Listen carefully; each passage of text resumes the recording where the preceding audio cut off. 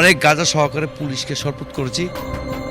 আব্দুল করিম বাবু Narayanganj city কর্পোরেশনের 17 নম্বর ওয়ার্ডের councillor, যিনি ডিশ বাবু নামে পরিচিত। পুরো জেলার ডিশ ব্যবসা নিয়ন্ত্রণ করতেন তিনি। পছন্দ না হলে সেই টেলিভিশনের প্রচার বন্ধ রাখতেন জেলার পুরো অংশে। 21 টেলিভিশনও তার রোষের শিকার হয় 2014-15 সালে।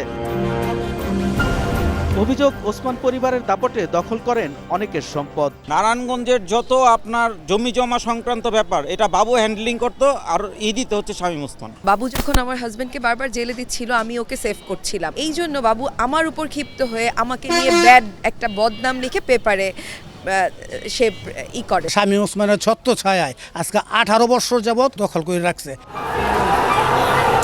অভিযোগ রয়েছে, জুলাই বিপ্লবে ছাত্র জনতার উপর গুলি চালান তিনি। 5 আগস্টের পর তার বাড়িঘর আর অফিস ভাঙচুর করে বিক্ষুব্ধরা। এরপর থেকে ভারতে পালিয়ে আছেন তিনি।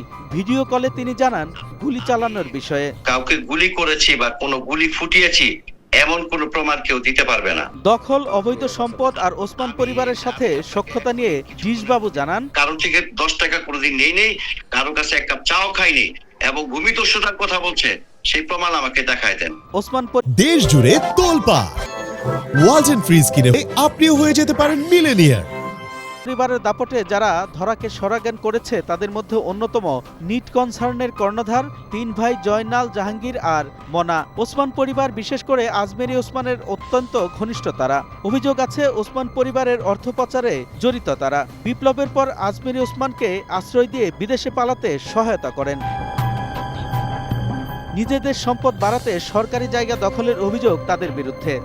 আগে তারা ওসমান পরিবারের ক্ষমতা দেখিয়ে তারা এইসব কাজ করত। ওরা আজমির ওসমান, শামীম ওসমান, অয়ন ওসমানের সাথে ওরা একসাথে পলিটিক্স করতো। আমি ওইখানে দোকান করছিলাম, আসি বললো যে দোকান আমার জায়গা।